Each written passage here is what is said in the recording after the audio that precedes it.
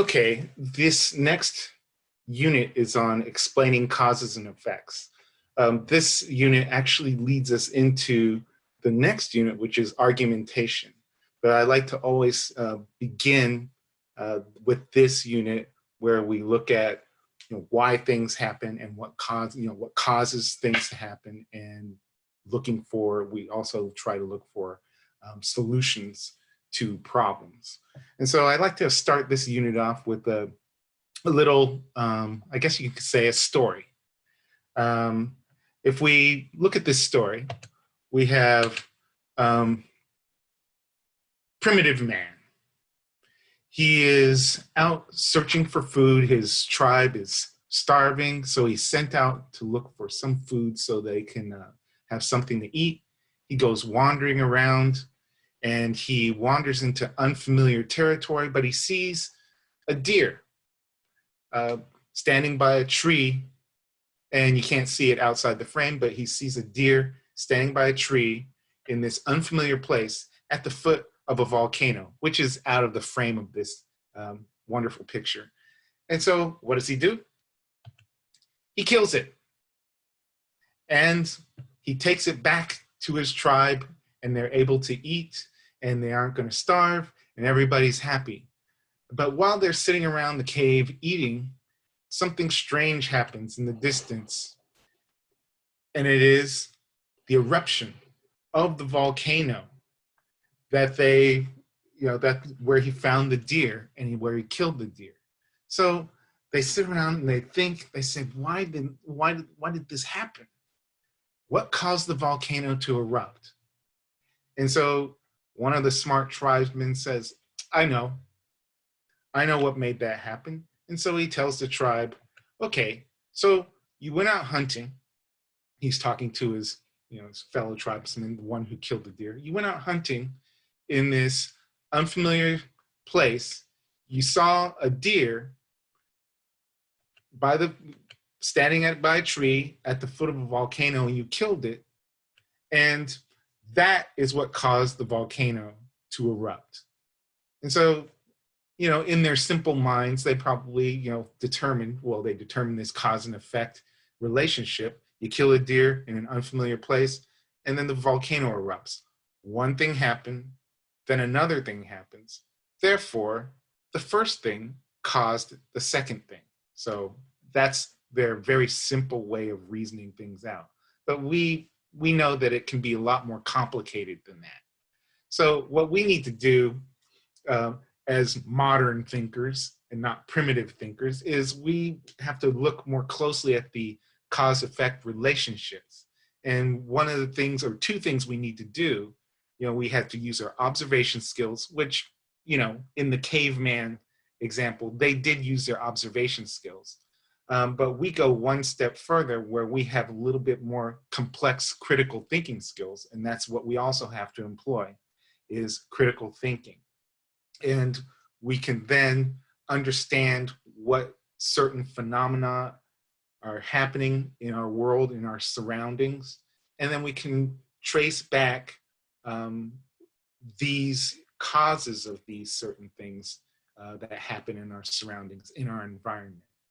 And so that's what this whole unit is about, is looking at causes, which in many are looking at effects, which are in many cases will be problems.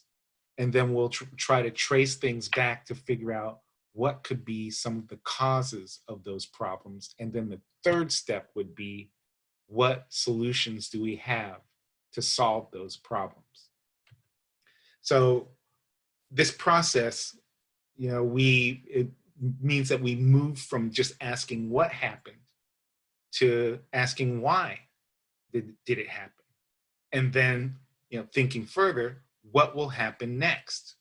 And so it means that we have to go from, up and down that ladder of abstraction that I had in my previous lecture. We go up and down that ladder of abstraction, from the concrete to the abstract, from the specific to the general, and we move among all those levels of abstraction to figure out what are some of the causes of problems that we see.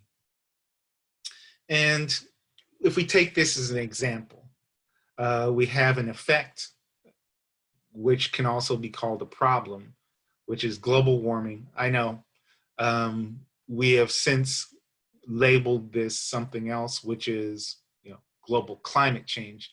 But I think the main thing that we're all worried about is global warming. So I'll just keep it with the old label. We have global warming, and that's a problem. Now, everything aside, let's just imagine, hope that most of you do believe that this is something that is occurring. And if you, look at this problem, you can say, what is causing it?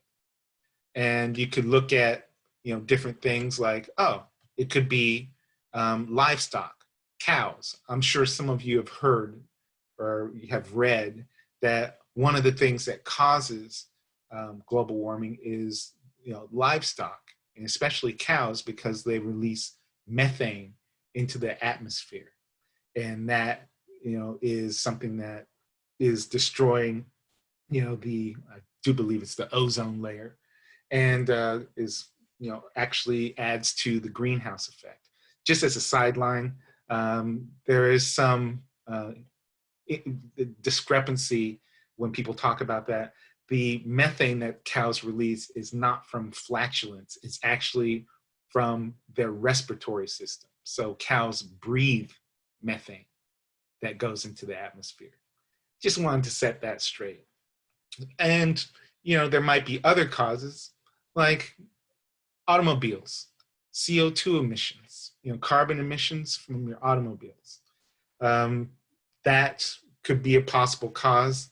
You look at, many of you, when you drive around, you run errands, you do various, go from place to place throughout the cities. You are contributing to global warming or global climate change, just like I am, by driving a gas combustion vehicle that releases carbon emissions. You might also look at industry. There are several industries, many industries that pollute the air. They, manufacturing plants, just different types of, even in some cases, recycling plants. They release all this pollution into the air. And so these could be three possible causes of global climate change or global warming. And I should, also throw in, there are, other manifestations of these, these things. So, we notice that there are more hurricanes, there's more wildfires, and those are a part of the global climate change. Here's a specific example that I like to use. This is something that is an actual example that happened in, I'd say, recent history, where if you look at some things that exist in our, just in our everyday world, if you look at something as simple as lighters, like disposable lighters, and they are child resistant. And many of you probably are, maybe don't remember, or some of you are too young to remember when these lighters actually became childproof. If you look at this particular lighter, this metal band that I'm pointing to, that is actually a childproof feature on the lighter, where it's supposed to make it harder for a child to, light it and, set something on fire. But, lighters were not always this way. And what are some possible causes that prompted the manufacturing of child-resistant lighters? And there is actually one, incident, you can trace it back to something that happened in the late 80s, early 90s, where two children were left alone by their parents. I do believe it was somewhere in Kentucky, and they lived in a mobile home. Their parents left them alone, and there were various articles in the, in the mobile home that the children could, play with that were actually, could help them to start a fire, lighters and all that, all those things. And the children actually, were inspired by watching a cartoon that was popular on MTV at the time. It was a cartoon called Beavis and Butthead. And if you look at these, these two characters are the stars of that cartoon. And one of the characters in this episode that the children watched was basically a pyromaniac. He liked setting things on fire, and the children watched this. They were inspired by it, and then that caused them to set their mobile home on fire, caused them to play around with lighters or matches and set their home on fire. And if you look at, that childproof lighters as a result of this, how did we get to child-resistant or childproof lighters? Well, there was a groundswell of protests, and people, parents were up in arms about, how can we solve this problem? These kids started to, almost burn, they burned their home down. And so people pointed to a possible cause. And the first thing was, they said, oh, it was the cartoon on MTV. And so they petitioned and, got MTV to remove the show from the MTV network. So that was one of the causes. Another thing that, they looked at, they said, oh, well, it's the lighter manufacturers, the manufacturers of these disposable lighters. They make them too easy for children to use. So that's another possible cause. We need to get the manufacturers to make these child-resistant or child-proof. And so that's how lighters became child-resistant or child-proof. And, you can look at all different types of causes. It's kind of peculiar how nobody really thought of, or I don't recall anybody saying one of the possible causes could be bad parenting or negligent parenting. If you're a parent, you don't leave the home and leave your children with things that enable them to start fires. So that could be one, a third possible cause that was not really addressed. So that's one example I think is very interesting. And if we look at, another example, say like we look at the example of rising crime in Minneapolis. Well, what are possible causes? And, we could look at, this actually is based on something that happened, I'd say probably almost 10 years ago, if memory serves me correctly. And what happened is there was some crime that was occurring on a specific street corner in Minneapolis, and all the people who were in charge of law enforcement and the city, all these administrative people, they said, what can we do to solve this problem of crime on this particular corner in Minneapolis? And so in order to find a solution, you have to say, well, what are the causes? And you could say, well, it could be maybe people, of course, you have people selling drugs, and drugs, if you have drug sales, that might involve some violence. And so you can go through all these possible causes. But what I'd like to skip to is their solution. And so this is the solution they came up with. They came up with, yes, a solution that is based on lemons. Now, hang on. We have to, go a little further with this solution. They said somebody in one of those meetings stood up and said, okay, I have a solution to the crime problem, lemons. But wait, we have lemons, then we add a little bit of water, and then we add a little bit of sugar, and what do you have? Lemonade. And that was their solution, lemonade. How about we set up lemonade stands right there in that neighborhood, near that intersection where all the crime is happening? We'll set up lemonade stands, and we'll have police officers giving out free lemonade and balloons. And so they did that on several consecutive weekends in the summertime. And guess what? The crime rate dropped to almost zero right on that street corner where it was so terrible, before. So, that solved the problem. Well, sort of. I remember that it was reported that all the criminal activity moved like 3 or 4 blocks down, away. And but that solved the problem on that specific street corner. And one of the things I'd like to look at is they saw this as a solution, having police officers give out free lemonade and balloons as a solution to a crime problem. Now, my question is, what do you think they thought the problem was?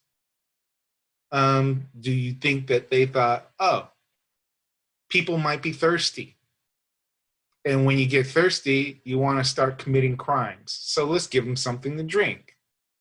Or did they say, hey, lemonade has vitamin C. Maybe it's a vitamin C deficiency. And if we help people, get enough vitamin C, that'll make them stop committing crimes. Now, those are silly. What you have here is you have to backtrack and kind of go try to figure out their progression of thought. And if you think about it, they're having police officers hand out lemonade. So one of the things they probably thought was, we need to have police officers get more familiar with the people in the communities that they police. So make the police officers a friendly, familiar face to all the people in that neighborhood, and maybe people would commit fewer crimes, I don't know, based on their sense of community and knowing who the law enforcement people were. And, I guess if we look at in present day, what our current awareness is, maybe also police officers, if they're more familiar with people in that community, they would, I guess, kill fewer people. So, this was their rationale for, the problem, what caused the crime was that the police officer and law enforcement needed to have more of a friendly visibility in the neighborhood, and that would solve crime, the crime problem. Now here, let's look at a modern day example. How about this? Let's say, part 2. Let's say I'm walking through a field, and in the field, I see a burn mark in the grass that's kind of circular. And I see right here, there's right next to that burn mark, there's a tree, and this side of the tree is singed. Now I'm looking at this and I'm saying, okay, what could possibly have caused this? And so I would go through all the possible causes. Maybe I could say, oh, it could have been a campfire. Maybe people were out there and they started a campfire and it got out of control and it burned a large area in the grass and grew so tall, that it singed the tree. And that is what caused it. Or maybe I could say it was probably a thunderstorm with or lightning. Maybe lightning struck the tree and a spark bounced off of the tree and hit the ground and started the fire. And maybe eventually the rain put it out, but that's what caused this circular burn mark in the grass. Or I guess if you want to go back to the previous example, maybe it was 2 kids with with a lighter from their parents' mobile home, and they went out there and started a fire. I don't know. But we could look at all the possible causes. Well, there's one other possible cause that might not have occurred to you, but look at this. It probably, hopefully, it's, this was something that probably occurred to some people. That it could have been some type of spacecraft. I mean, look, this is kind of circular. The burn mark in the ground is circular. But if we look at this, we have 3 possible causes. We have a campfire that went out of control, lightning striking the tree and causing the fire, and a spacecraft landing and burning the hole, burning that circular pattern in the grass. So which one is the most likely? Probably we could rule out the spacecraft. That is something that is not very likely as the other 2. And what we would do is we would apply what is called Occam's razor. Now, William of Ockham was a philosopher of sorts back in the 15th century. And, he came up with this philosophy, this tenet that states, well, this is the Latin, pluralitas non exponenda sine necessitate. Well, what that means, literally translated, is that entities should not be multiplied unnecessarily. Now, if you're like me, that literal translation, it could be a little bit more, it could be clarified. So if I reworded it, I could say, it would be a paraphrase of that translation would be the explanation requiring the fewest assumptions is most likely to be correct. So if we look at, the circular burn mark in the field, and we look at the three possible causes, the campfire, lightning striking the tree, and the spacecraft, we could automatically rule out the spacecraft because that one would require the most assumptions. I mean, if we look at the campfire, we'd have to assume that people went out there, human beings, and they started a campfire. That's the second assumption. Campfire got out of control. And, so those are the assumptions. 3, if we look at lightning striking the tree, there was a thunderstorm with lightning, assumption 1. Lightning struck the tree, assumption 2. Assumption 3 is a spark flew from the tree onto the ground, and that's the third assumption. Fourth assumption is that that spark caused a fire. So that's 4 assumptions. If we look at the spacecraft, that as a possible cause, assumption number 1, that intelligent life exists on another planet. Assumption number 2, that intelligent life form had the technology to, build a spacecraft. Assumption 3, the spacecraft that they built had the ability to travel many light years to Earth. Assumption 4, that out of all the places in the universe, they chose Earth. Assumption 5, that their spacecraft was able to enter the Earth's atmosphere and, successfully land in a field. Assumption 6 is that, once it landed in the field, it was able to, take off again. And, I guess that assumption would also be that it had some type of a propulsion system that was, based on some type of a combustion engine. And so we have all these assumptions. We have to have so many assumptions for the spacecraft.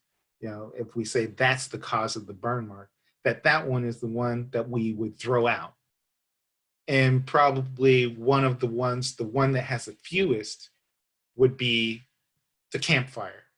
That one, we had 3 assumptions. The lightning striking the tree was 4 assumptions. The spacecraft that had several. So we could throw out all the ones with the most assumptions and keep the campfire, as the cause because it has the fewest assumptions. And so that is how you apply Occam's razor. And just so you know, just the terminology, what is a razor?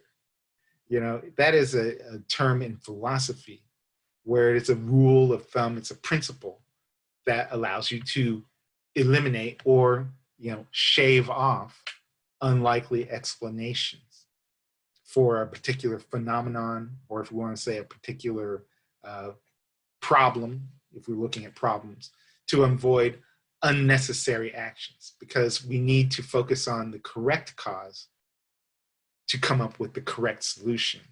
So applying Occam's razor helps us to, zero in on the correct cause so we take necessary actions to solve the problem. Now, as we're going into explaining causes and effects, we have to look at 2 different types of reasoning. We have deductive reasoning and inductive reasoning. And if we look at the first one, deductive reasoning, this is something that we can look at and say, okay, deductive reasoning, we go from the general to the specific. We start off with the general theory, and we have a hypothesis, which is an educated guess. And then we have an observation, that we make. And then we come up with something, a confirmation. So we're going from the general to the specific. If I said something like academic dishonesty or cheating at the University of Minnesota is a growing problem, that's my theory. Now, I'd have to come up with a hypothesis, like I'd have to come up with, some incidents that would help me to create, formulate an educated guess. And then my next step down this stair step of deductive reasoning, I'd have to make some observations. And those observations would have to, have some type of pattern that is repeated. And then I can come up with my confirmation of my theory. And so that is how you would use deductive reasoning. Now, on the flip side, the opposite, you can use inductive reasoning also. It's the reverse. It's where you start from the specific. You make specific observations, and then you work your way toward a general theory. And I always like to think of this as the CSI approach, like the crime scene investigator approach, where you have, you enter a scene, and like a crime scene investigator, you look at the specific things, and how they would do is they take fingerprints, dust for fingerprints. They would look at maybe blood splatter patterns, and then look at those patterns in that environment. Then they would formulate a tentative hypothesis. That is, it's tentative, meaning that it could change if they find other evidence or other patterns. But it's something that they formulate for the time being. And if it does, if their patterns and the other evidence help them to arrive at a more solid hypothesis, then they can move on to creating their general theory. And so that's inductive reasoning. And so one of the things that we can do, when we're looking at causes and effects, and I'll give you an example of this in the content that I upload this week in D2L, is we can use a Ishikawa fishbone diagram. And so this diagram is basically where you could look at the effect. You have a problem, and then you could look at possible causes and map it out. You could look at it this way. You have a possible problem, and then you have different categories of causes. Maybe you have, you look at, is there something to do with the people, the manpower in a manufacturing situation, or the methods, how we do things, or the materials, what we're making, and the materials we use, and also the machinery, what helps us to make our product. In an administrative sense, you can look at these 4 areas, which are kind of similar, where you look at equipment, policy, procedures, and people. So you look at these 4 areas or categories and try to figure out what are possible causes that could lead us to experience a particular problem. And so, I'll give you an example of that Ishikawa fishbone diagram in the content, so you can see an example of that being used. Other things, if you're looking at different phenomena in your environment, in the world, you could look at problems and say, what are possible causes? And these are just some that I've just listed. Some of them are pretty, kind of depressing. But if you look at like the increase in mass shootings, what could be the problem? Is it more guns in the hands of people? Is it not enough gun control? Or is it, as some people say, is it because of an increase in cases of mental illness? What are the causes of the mass shootings? How about an increased high school dropout rate? Is it poor teaching? Is it that schools aren't getting enough funding and students aren't, getting what they need, so they, are not interested in going to school because they're not getting what they need at school?